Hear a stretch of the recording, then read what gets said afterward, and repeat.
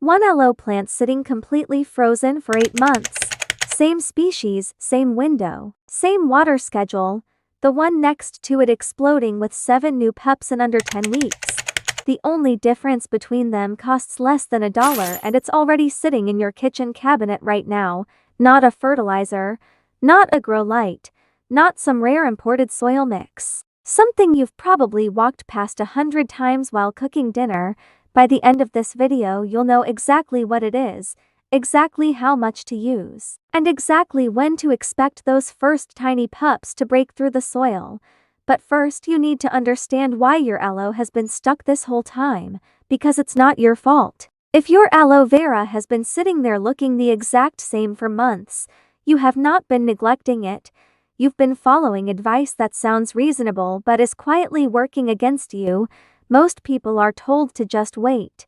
Aloe is slow, they say. Be patient, they say. And so people wait, and nothing happens.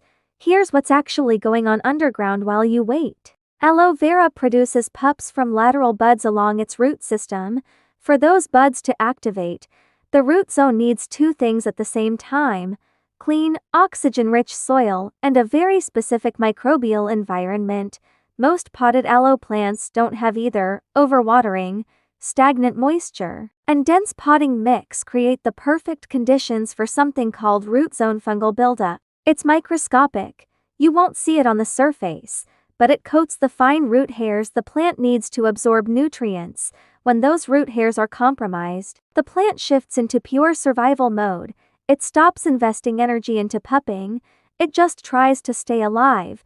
So the plant isn't lazy, it's suffocating slowly, and nobody told you that. This is exactly why generic advice like just give it more sun or just repot it rarely works on its own. You can fix the light, you can fix the pot, but if that root zone stays compromised, the plant will still refuse to produce new growth. The real fix has to work at a microbial level, right where the problem is happening, and that's where this one ingredient comes in. Before I show you exactly what it is and how to use it, if you want practical, no fluff plant content without the filler, it might be worth subscribing, since this channel is built around exactly this kind of biology-first approach. Okay, here it is. The ingredient is cinnamon, plain, ground cinnamon from your spice rack. Nothing fancy, nothing imported, no special brand required. I know that sounds almost too simple, but this isn't some random home remedy. There's real biology behind why this works, and once you understand it, you'll never look at your spice cabinet the same way again. Reason number 1. Cinnamon is a natural antifungal. It contains a compound called cinnamaldehyde, which actively disrupts fungal cell membranes in the soil. This directly targets that root zone fungal buildup we talked about earlier. Once that fungal layer breaks down, the plant's root hairs can finally absorb water and nutrients properly again. Reason number 2. Cinnamon stimulates root cell division. Studies on plant propagation have shown that cinnamon can encourage callus formation at wound sites, which is the exact tissue needed for new root and pup development. Essentially, it nudges the plant's cells into active growth mode instead of dormant survival mode. Reason number 3. Cinnamon acts as a mild pathogen barrier at the soil surface. This matters because pups emerging from the base of the plant are extremely vulnerable to rot in their first few days. A thin protective layer reduces that risk significantly, giving new growth an actual chance to survive instead of dying before you even notice it.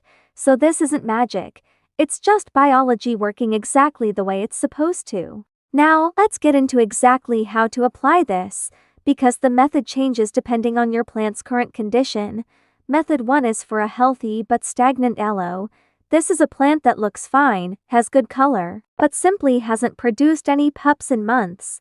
Start by gently loosening the top inch of soil around the base of the plant, being careful not to disturb the main roots. Sprinkle half a teaspoon of ground cinnamon directly onto that top layer of soil, focusing around the base where pups typically emerge.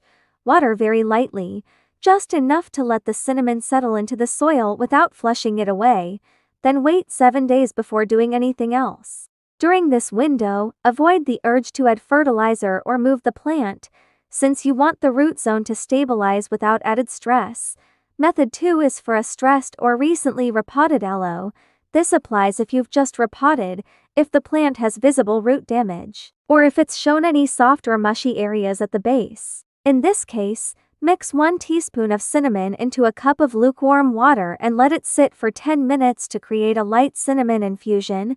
Using this liquid, gently water the soil around the base, allowing it to soak in slowly. Do this once. Then wait a full 14 days before repeating, since the more compromised root system needs extra time to recover before another dose. For both methods, look for 2 visual cues that tell you it's working.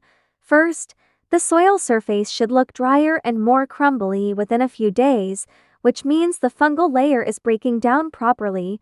Second, watch the base of the plant closely for small firm bumps, slightly lighter in color than the surrounding tissue. These are the earliest visible signs of a new pup forming. Now, here are the 2 critical mistakes that completely ruin this process for most people. Mistake number 1 is using too much cinnamon. More is not better here. Excess cinnamon can actually dry out the soil too aggressively, which stresses the plant instead of helping it.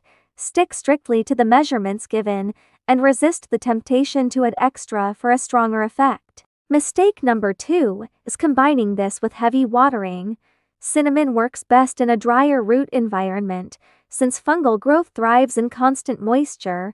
If you apply cinnamon and then continue your normal watering schedule without adjusting, you're essentially fighting against the very mechanism that makes this work. Cut back watering slightly during the first 2 weeks after application, letting the top 2 inches of soil dry out completely between waterings. Now let's talk timeline, because this matters a lot for managing your expectations. Underground changes begin almost immediately. Within 3 to 5 days, the fungal disruption at the root zone is already taking effect, even though you can't see it yet. By week 2, you should start noticing those small firm bumps at the base of the plant if conditions are right. Above ground, visible pups typically break through the soil surface somewhere between week 6 and week 10, depending on your plant's overall health and light conditions. Some healthier plants show pups as early as week 4, while more stressed plants may take the full 10 weeks to show results. Either way, patience during this window is completely different from the aimless waiting most people do, because now you actually know what's happening beneath the surface. If you try this, I want to know exactly where your aloe currently stands. Comment below and tell me if your plant has been completely stagnant, if it's recently repotted, or if you're already seeing early signs of pups forming. Your specific situation might help someone else scrolling through these comments with the exact same problem.